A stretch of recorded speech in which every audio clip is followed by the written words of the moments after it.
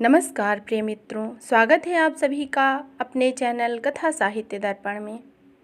मित्रों, आज हम लोग सुनने जा रहे हैं महादेवी वर्मा जी द्वारा लिखे रेखा चित्र संग्रह मेरा परिवार से एक रेखा चित्र दुर्मुख, जिसमें कि एक खरगोश का वर्णन है। जैसा कि आप सभी को ज्ञात है, इस समय महादेवी वर्मा जी द्वारा लिखा रेखा चित्र मेरा परिवार के सभी रेखा चित्रों का वाचन हो रहा है, जिसमें से आज दुर्मुख का वाचन हो रहा है। तो आइए सुनते हैं दुर्मुख के बारे में, और उससे पहले जानते हैं कुछ संक्षिप्त सा परिचय महादेवी वर्मा जी का। आधुनिक हिंदी कविता में छायावाद अपनी काव्यात्मक समृद्धि, आंतरिक ऊर्जा आदि विभिन्न विषयों के लिए जाना जाता है। उसी में से एक कवयित्री हैं महादेवी वर्मा। आधुनिक युग की प्रमुख कवयित्रियों में विख्यात, परंतु जब साहित्य अध्येता उनके गद्य साहित्य का थोड़ा सा भी अध्ययन करते हैं तो स्पष्ट हो जाता है कि वह गद्यकार के रूप में भी कम महत्वपूर्ण नहीं है। उनका जन्म फाल्गुन पूर्णिमा के दिन 1907 ईस्वी को उत्तर प्रदेश के फर्रुखाबाद जिले में हुआ था। महादेवी वर्मा छायावाद की एक महत्वपूर्ण कवयित्री और लेखिका हैं। जितनी संवेदनशीलता से उन्होंने पद्यात्मक रचनाएं की है, उनका गद्य भी उनके संवेदनशील कवि हृदय से ही प्रभावित हुआ है। उल्लेखनीय है कि उनके गद्य की पूर्णता, मौलिक एवं स्वतंत्र सत्ता है। मेरा परिवार संस्मरणों के चौथे संग्रह का नाम है। मेरा परिवार संस्मरण उनके संस्मरणों में से चौथा संस्मरण है। इसमें महादेवी वर्मा जी ने अपने परिवार के अभिन्न अंग बने कुछ पशुओं पक्षियों के चित्र उभारे हैं, जिनमें नीलकंठ मोर, गिल्लू गिलहरी, सोना हिरनी, दुर्मुख खरगोश, गौरा गाय, नीलू, निक्की और रोजी नामक 7 रेखा चित्र हैं। आज हम लोग संग्रह के चौथे रेखा चित्र दुर्मुख का वाचन करेंगे। दुर्मुख में एक खरगोश का चित्रण है। महादेवी के पशु पक्षी परिवार में सम्मिलित होने पर अकारण क्रोधी स्वभाव के कारण महादेवी वर्मा द्वारा दुर्वासा नाम रखने, उसके प्रिय दर्शन व्यक्तित्व, मिट्टी खोदने, सुरंग बनाने, कबूतर मोर आदि पर झपटने का उल्लेख है। बाद में महादेवी द्वारा हिमानी नामक खरगोश वधु उसके लिए लाना, फिर भी उसका क्रोधी ही बना रहना, अंत में सांप के द्वारा काटने पर मृत्यु को प्राप्त होना आदि विभिन्न घटनाएं इसमें हैं। तो आइए सुनते हैं उनका रेखा चित्र दुर्मुख। किसी को विश्वास ना होगा कि बोलचाल के लड़ाकू विशेषण से लेकर शुद्ध संस्कृत की दुर्मुख, दुर्वासा जैसी संज्ञाओं तक का भार संभालने वाला एक कोमल प्राण खरगोश था, परंतु कभी कभी कल्पना की सीमा यथार्थ नाप लेता है। किसी सजातीय विजातीय जीव का मेल ना रखने के कारण माली ने उस खरगोश का नाम लड़ाकू रख दिया। मेरी शिष्याओं ने उसे कटखन्ने स्वभाव के कारण दुर्मुख नाम से पुकारना आरंभ किया, और मैंने उसकी अकारण क्रोधी प्रकृति के कारण उसे दुर्वासा की संज्ञा से विभूषित किया। लड़ाकू नाम के लिए तो किसी से क्षमा मांगने की आवश्यकता नहीं, पर दुर्मुख और दुर्वासा जैसे पौराणिक नामों का ऐसा दुरुपयोग अत्यंत ही चिंतनीय कहा जाएगा। दुर्मुख से तो मैं स्वयं ही रुष्ट हूँ। यह मर्यादा पुरुषोत्तम राम का गुप्तचर था, और रजत द्वारा सीता संबंधी अपवाद की बात कह उसने सीता निर्वासन की भूमिका घटित की। राजा अपने राज्य क्रियाओं के लिए गुप्तचर रखता है, प्रजा के प्रत्येक घर में दंपत्ति रहस्य वार्ता जानने के लिए नहीं। यह तो सर्वविदित है कि पति पत्नी क्रोध में एक दूसरे को न जाने क्या कह दे, फिर वो आपस में क्षमा मांग लेते हैं। प्रत्येक गृह स्वामी अपने ग्रह का राजा और पत्नी रानी होती है। कोई गुप्तचर, चाहे वह देश का ही क्यों ना हो, उनकी निजी वार्ता को सार्वजनिक रूप में प्रकट करे, यह अनुचित है। इससे स्पष्ट है कि पैने दांतों के दुरुपयोग में पटु खरगोश का नाम दुर्मुख रखकर हमने राम के गुप्तचर का कोई अपमान नहीं किया, पर दुर्वासा ऋषि के नाम का ऐसा धृष्टतापूर्ण उपयोग करने के लिए मुझे उनकी रुद्र स्मृति की बार बार याद आती है और क्षमा मांगना पड़ता है। वे महर्षि निर्वाण प्राप्त होकर निर्विकार ब्रह्मा में क्रोध की तरंगे उत्पन्न कर रहे हैं, या किसी अन्य लोकवासियों को श्राप से कंपायमान कर रहे हैं, यह जान लेने का कोई साधन नहीं है। और जान लेने के उपरांत भी उस शशक की क्रोधी प्रकृति को व्यक्त करने का सामर्थ्य केवल उन्हीं के नाम में निहित है। उन्होंने क्षमा कर दिया है, अन्यथा मेरी दृष्टता आप तक साप मुक्त ना रहती, ऐसा मैं अनुमान करती हूँ। उस शशक दुर्वासा कि प्राप्ति का एक दुर्योग ही है कि पड़ोस के एक सज्जन दंपति ने खरगोश का एक जोड़ा पाल रखा था, जिससे उनके आंगन की मिट्टी के भीतर सुरंग जैसा निवास बन गया था। संध्या होते ही गृहिणी उस सुरंग के द्वार पर डलिया ढककर उसका सिल के से मुंह ढक देती थी। एक रात वह सुरंग का द्वार मूंदना भूल गई और निरंतर ताक में रहने वाली मार्जरी ने बिल में घुस दोनों खरगोशों और उनके 3 बच्चों को छत विच्छेद कर डाला। केवल एक शशक माँ के पैरों के बीच छिपा रहने के कारण जीवित बचा। इतने छोटे जीव को पालने की जो समस्या थी, उसका समाधान हमारे माली ने उसे मेरे घर लाकर कर दिया। खरगोश स्तनपायी जीव है, अतः बच्चे को रुई की बत्ती से दूध पिलाकर बड़ा करने का बड़ा यत्न किया जाने लगा। वह रहता मेरे ही कमरे में था। बैठने और सोने के लिए एक मचिया पर रुईदार गद्दी बिछा दी जाती, पर ज्यों-ज्यों वह बड़ा होने लगा त्यों-त्यों उसका क्रोधी स्वभाव हमारे विस्मय और चिंता का कारण बनने लगा। वस्तुतः खरगोश बहुत निरीह जीव होता है। दांत होने पर भी वह किसी को काटता नहीं, पंजे होने पर भी वह किसी को नोचता घसोटता नहीं। नवपालित शशक हमारी धारणाओं के सर्वथा विपरीत था। दूध भात देने में देर होने पर पंजे से वह कटोरी उलट देता, देने वाले के हाथ या पैर में चोट मार देता और काट लेता। कमरे भर में दौड़ दौड़ कर जो भी उसको मिलता उसे फेंक देता, उलट देता। घूमता उसके भय से छिपकली या अन्य कीट पतंग मेरे कमरे से दूर ही रहते। ऐसे वह अन्य खरगोशों के समान प्रियदर्शन था, परंतु एक विशेषता के साथ। कुछ बड़े बड़े सघन कोमल और चमकीले फर के रोमों से उसका शरीर आच्छादित रहता था।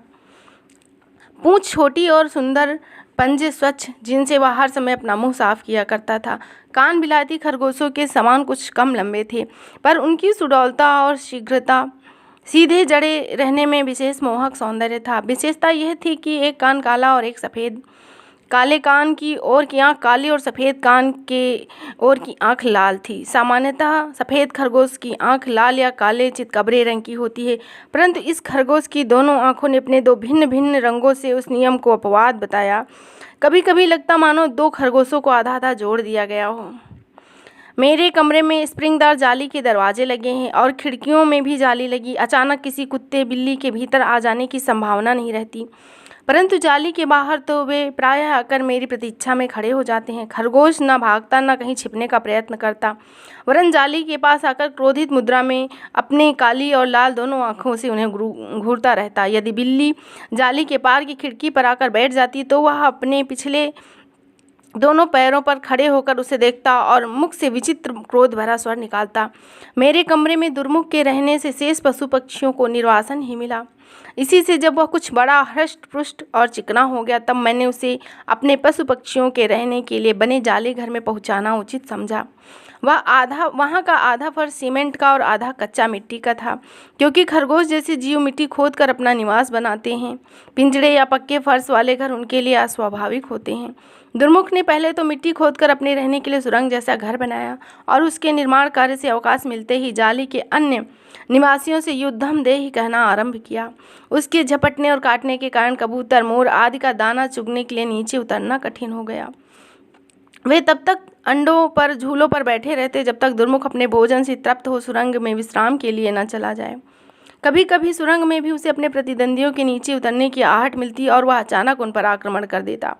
किसी की गर्दन, किसी के पंखों में अपने पैने दांत गड़ा देता और वे आर्त स्वर से कोलाहल करते हुए ऊपर चढ़ जाते। अंत में यह सोचकर कि दुर्मुख के क्रोधी स्वभाव का कारण संभवतः उसका स्वजाति शून्य अकेलापन है, मैंने नखास कोने में बड़े मियाँ से एक शशक वधू खरीद लिया। वह हिमखंड के समान चमकीली, शुभ्र और लाल विद्रुम जैसी आँखों वाली थी। इसी से हमने उसे हिमानी कहा। पर मेरी यह धारणा दुर्मुख का उसके खरगोश के साथ शिष्ट व्यवहार होगा अत्यंत भ्रांत सिद्ध हुई। अपनी काली लाल आंखों में मानो धूम और ज्वाला मिलाकर अग्नेय दृष्टि से उसने नवागता को देखा और फिर आक्रमण कर दिया। बड़ी कठिनाई से हम उस बेचारी की रक्षा कर सके। अपने बिल में तो दुर्मुख ने उसे घुसने नहीं दिया। जब एक बार उसकी अनुपस्थिति का लाभ उठाकर हिमानी उसके सुरंग भवन में प्रवेश करती है तो सुरंग के स्वामी ने अचानक लौट उसके कानों से खींचते हुए बाहर निकाल दिया। उसके सुंदर कोमल और हिमशुभ्र कानों को कुतर कुतर कर लोह लुहान कर डाला। निरुपाय हिमानी ने जब दूसरा बिल खोदकर उसमें कोमल हरी दूब बिछा अपना विश्राम कक्ष तैयार किया, तब दुर्मुख उसमें भी अपना अधिकार जमाने के लिए लड़ने जाता। शीत ऋतु के कुछ मास बीत जाने पर और बसंती ग्रीष्म के लंबे दिन लौट आने पर दुर्मुख की कलह प्रियता में थोड़ा सा कुछ अंतर आया। एक दिन जब हिमानी अपने बिल से 6 शावकों की सेना लेकर निकली तो जाली घर में ही नहीं, मेरे घर में भी उत्सव का माहौल बना। पर इस सृष्टि के आने के साथ दुर्मुख अकारण क्रोधी प्रकृति में और भी उस ध्वंसात्मकता लौट आई। वह किसी बच्चे का पांव चबा डालता, किसी के कान कुतर डालता और किसी की पीठ में घाव कर देता। कदम्ब के फूल से फूले हुए कोमल बच्चे रक्त से रंग बिरंगे हो उठते। हिमानी भी अपनी संतान रक्षा के प्रयत्न में नित्य ही घायल होने लगी। मरहम, नेबा, सल्फ पाउडर, रुई आदि की गंध से अशोक वृक्ष की छाया में मालती लता से छाया चिड़ियाघर भी अस्पताल का स्मरण दिलाने लगा। एक दिन क्रोध में दुर्मुख ने 2 शावकों को कोमल गर्दन अपने दांतों से इतनी छत विछत कर डाली कि वे बचाए ना जा सके। स्थिति इतनी चिंताजनक हो जाने पर मैंने उसे अलग रखने का निश्चय किया। बड़े जाली घर के पास एक छोटा जाली घर बनाकर उसमें दुर्मुख को स्थानांतरित कर दिया गया, जहाँ से वह देख तो सबको सकता है परंतु आक्रमण करने में असमर्थ था। अपने निर्वासन में वह कुछ दिनों तक निष्फल क्रोध से छटपटाता रहा, फिर धरती खोदकर बिल बनाने में व्यस्त हो गया। बड़े जालीदार घर में जाने के लिए उसने ऐसा अव्यर्थ उपाय खोज निकाला जिसकी हम कल्पना भी नहीं कर सकते। धरती के नीचे नीचे उसने इतनी लंबी सुरंग खोद डाली कि बड़े जाली घर के भीतर पहुंच गई और वह जाली घर में खुलने वाली सुरंग के द्वार को पत्थर से बंद कर दिया। पर दुर्मुख को रोकना अत्यंत कठिन था। वह नए नए द्वार बनाता और जाली घर को तब रण क्षेत्र में परिवर्तित कर देता। उसके बच्चे बड़े हो गए, फिर उनके भी बच्चे होने लगे, पर उसके स्वभाव में कोई परिवर्तन नहीं आया। यदि मृत्यु ने उसे जीत न लिया होता तो क्रमशः यह लड़ाई का क्रम चलता ही रहता। एक दिन जाकर देखा कि दुर्मुख निश्चेष्ट और ठंडा पड़ा है और एक सपोले की पूंछ की ओर का भाग उसके दांतों में दबा है और सपोले के मुख की ओर का भाग उसके पंजों के नीचे था। प्रायः सर्प को खरगोश की गंध आती है क्योंकि उसके वह खाद्य पदार्थ होते हैं। संभवतः सांप का एक बच्चा गंध से जाली के भीतर घुस आया हो, क्योंकि बड़े सांप तो उस जाली में प्रवेश नहीं कर सकते। दुर्मुख अपने स्वभाव के कारण ही उस पर झपटा होगा। वह जाली में बने चबूतरे पर भी चढ़ सकता था जिस पर सांप न चढ़ पाता, और सुरंग से बड़े जाली घर में भी नहीं जा सकता था जहाँ मोर के कारण सांप न प्रवेश कर पाता। परंतु उसकी चिर लड़ाकू प्रवृत्ति ने बचाव का कोई साधन स्वीकार न किया। क्रोधी प्रवृत्ति में भी पार्थिव रूप में मारक विष नहीं सहन कर सकता। इसी से बेचारा दुर्मुख सपोले का भी दंसन विष बर्दाश्त नहीं कर सका, परंतु मृत्यु से पहले उसने शत्रु को 2 खंडों में काट दिया और अपना बदला ले लिया। हमने बड़े जाली घर में उसकी समाधि बना दी है। मेरे 100 के लगभग खरगोश दुर्मुख की ही प्रजा हैं, इससे कम लोग जानते हैं। उसकी संतति तो अपने पूर्वजों का इतिहास जानने की शक्ति नहीं रखती, परंतु मेरे घर में उसकी विशेषताओं की चर्चा होती रहती।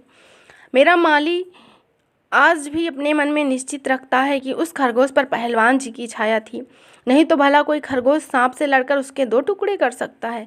पहलवान की समाधि पास ही है और उनकी ख्याति इतनी दूर तक है कि ग्रामवासी मनौतियाँ मानने आते हैं। पर मुझे आज भी वह छोटा मगनोलिया के फूल सा कोमल श्वेत सशक शावक स्मरण हो आता है, जिसके जीवन का आरंभ ही उस पर दुर्योग से मारजारी की निष्ठुर छाया में पड़ा था। यदि वह अन्य शावक के समान खेलता खाता माँ की स्नेह छाया में बड़ा होता तो पता नहीं उसका स्वभाव कैसा होता, पर इस समय तो वह आक्रामक था। तो इस तरह आपने सुना महादेवी वर्मा जी द्वारा लिखा रेखा चित्र संग्रह मेरा परिवार का एक रेखा चित्र दुर्मुख। आशा करती हूँ यह आपको अवश्य ही पसंद आया होगा। तो फिर मिलेंगे एक नए तथ्य के साथ, तब तक के लिए धन्यवाद। जय हिंद, जय हिंदी।